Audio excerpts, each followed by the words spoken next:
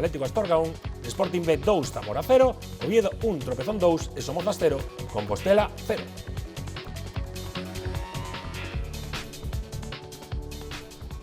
Xa está connosco Gustavo Varela, que tal, Gus? Hola, Óscar. Comezamos coa gran sorpresa da xornada. Bueno, sorpresa, o triunfo do Celta B en Logroño. Sorpresa moi agradable, ollo que con este resultado o Celta B non vou a decir que garanta a súa presenza unha temporada máis na segunda división B, pero só lle queda un paso, con sumar unha vitoria máis nas 3 xornadas que quedan, o Celta B será equipo de segunda B. Eu creo que se poñemos na mesa podía gañar ou se podía perder algún partido daqui ao final, todos íamos dicir este, co cal estas vitorias eu creo que son as que mellor sentan. Sí, completamente de acordo, ademais fora da casa lle estaba costando e falábamos en outros programas que funcionaba na casa e fora parecía que estaba un pouco condenado a esos resultados, pero que se sacaba un resultado fora lle iba a dar moitos ánimos para seguir, non? E vai se o sacou Unión Deportiva Logroñés xogándose playoff de ascenso e os 20 minutos 0-2. O primeiro golazo, unha xogada combinativa moi bonita, culminada por Jelko Pino, e o 0-2 os 20 minutos, outra asistencia de Taylor,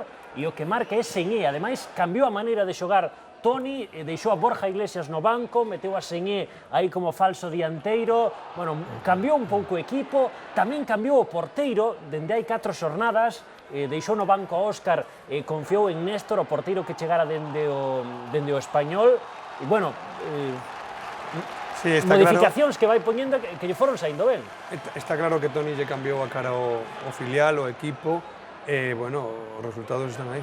E logo hai unha cousa que Toni coñece a todos os que están ali. Unha das cousas cando chegas de adestrador a un sitio é que teres, como fixo Bielsa, que tiña 2000 vídeos do Atlético de Bilbao e sabía todos os xogadores, pois o mismo esa ventaxa ten Toni, non? Aí vimos unha xogada para polémica que protestaron moitos xogadores do Logroñés, pero repetimos, 1-2, decisivo este partido para a permanencia, sácalle 6 puntos máis lo average, o Celta B os postos de promoción de descenso.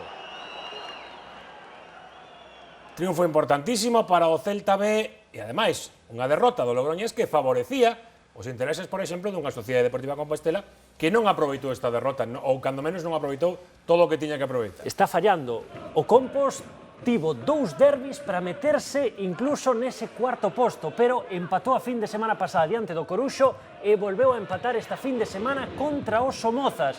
E iso que saiu a por todas, Somozas e Coruxo, en teoría equipos que xa teñen os deberes feitos, pero bueno, o Compos non soubo rematar esa remontada que parecía que podía chegar en estes partidos chave. É que vai moi no límite, non? O Compos cada partido que non gaña. Pero tiño aí, Tito.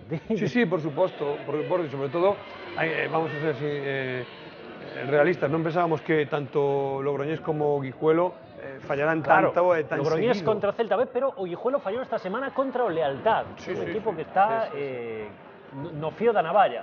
Estamos a ver oportunidades para ambos os dous equipos, ben é certo. O Compostela expuxo máis, pero como sempre os Somozas chegando con moito perigo. Aquí de feito anularon esta xogada a Estefan por un fora de xogo parece que inexistente. Pero había sido cada xornada destacamos a portería dos Somozas, Portería dos Somozas, teño aquí o dato, Carlos, 448 minutos sen recibir un gol. É que un salto de calidade tremendo, claro.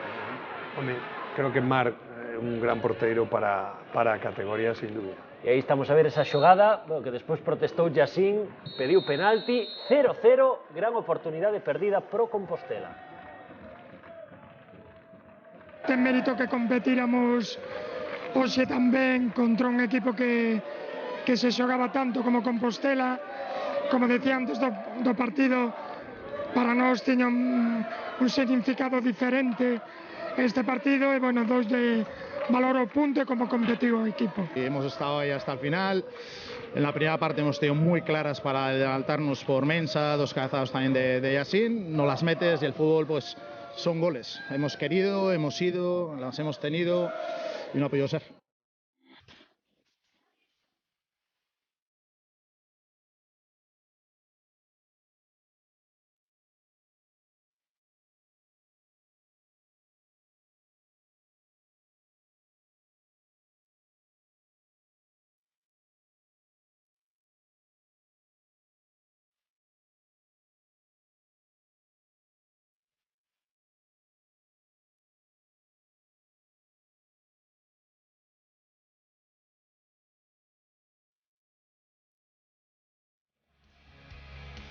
Partidazo vindeiro domingo a 6:30, Compostela, Oviedo, importantísimo para o Compos, un Oviedo que xa non se está xogando nada, de feito, perdeu nesta xornada ante o tropezón no Carlos Tartiere, así que pode chegar esa victoria do Compos, veremos que pasa na vendeira xornada. Acabamos co repaso a segunda vez, Gus. Coruxo Racing, empate a un do Racing, o que igual o sábado parecía un mal resultado, despois foron pasando os partidos, foi pasando a xornada e xa non é tan mal resultado. Ademais, un partido totalmente condicionado por iso, polo estado do terreo de xogo, e sacar un punto neste campo contra un rival que non se xogaba nada e que se empregou a fondo como Coruxo, eu creo que para o Racing é un bo resultado, e tal como foi a xornada, non é un bo resultado, é un gran resultado.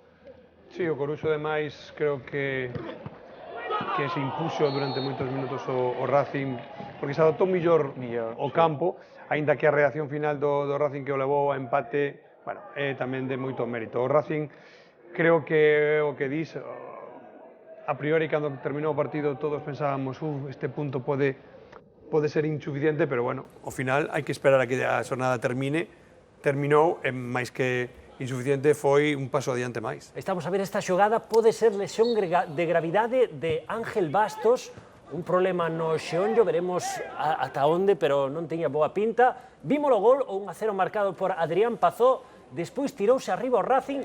Esta xogada é unha acción curiosa, saca de porta Macai, e fixadevos o atento que está Víctor para botar a pelota fora, para tocar a pelota Antes de que saia da área. Sí. Claro, porque se se aproveita desa circunstancia o xogador do Coruxo, podría mesmo ser... Pero o xogador do Coruxo tampouco pode, ten que Coruxo deixar que tampouco salga pode coller. Hai que aclarar iso. O balón non está en xogo ata que non saia. Por eso, ningún nin outro. E no treito final, o Racing que se foi arriba, oportunidade agora para Adrián Cruz, ese lanzamento dende fora da área que marchou desviado. Estábamos xa nesta ocasión no minuto 82 e no minuto 87, despois dun rexeite, a pelota chegalle a Nano e con ese remate cruzado bate a Brais.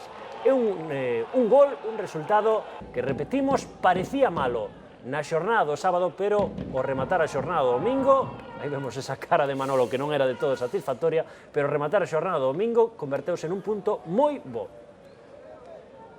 É certo que hoxe foi un día moi difícil para nós, donde se puso todo en contra e donde, a pesar das dificultades, conseguimos sacar un punto, e ese punto nos sabe ben porque bueno, nos acerca máis ese objetivo. Mal sabor de boca, lógico, non? Teñamos, penso que gañado, porque tampouco estábamos pasando por ningún apuro importante, máis que o empurre, non? Que podía ter o Racing nos derradeiros minutos, pero sí, isto é fútbol, tampouco de algún xeito podemos arrancarnos a pel porque hoxe tocar a nosa cruda da moeda.